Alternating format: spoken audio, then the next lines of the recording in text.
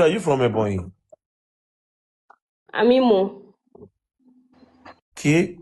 Do you mean Ebonyi people in general don't have sense?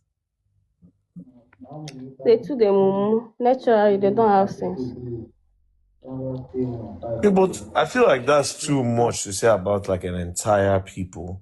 Because maybe you have met some people that don't have sense, according I've not to. met them. I don't even have anything to do with them. So how did you come to the conclusion that they don't have sense? Like the whole Ebonyi people. I don't know, but me, I just naturally there is this natural hatred I have from that. I don't know. I don't like them. There's a natural hate led. Anything about them irritates me. Natural hate led for Ebonyi people. Yes. This goes to show you that this is how hatred is spread. Olaka hatred is spread. People will just wake up and start hating you just for nothing. Just makana ha no na ndị ahụ dị njọ. Ha nụrụ from one particular person na ndị ahụ dị njọ. He bido hate begi. Bido kpọba gas. They go to this anụmanụ. In her own words, she has never even met an Ebonyian. She has never met an Ebonyi person.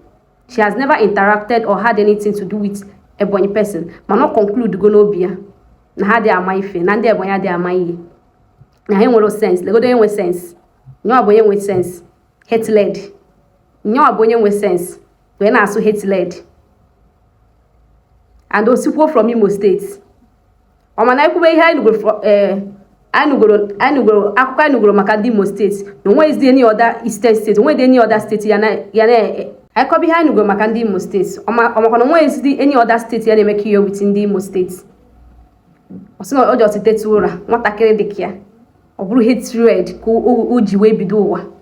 She just hates Ebonyi people because they don't have sense. Okay, have you interacted? Have you had any? Hadn't me know na mbaju ya not yes. I have had experiences with them. No, I had then it will be justifiable. You will get experience with them. Or maybe you would have been as in viewing it from her own side. You understand?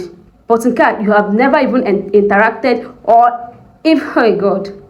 Nah ashọd m na-akpasu iwe n'eyi ya ndị bara uru hetikwo ndị Ebonyi steeti ụmụ akwụna bịakwa na-ehetikwo ndị Ebonyi steeti onye mmadụ agaghị afụ ndị ụmụnne ha dị anụ ụmụnne ha na-akwa anụ ha when it's time to marry ụmụnne ga na-agba na-abịa Ebonyi n'Enugu steeti na-anụ nwaanyị idiot.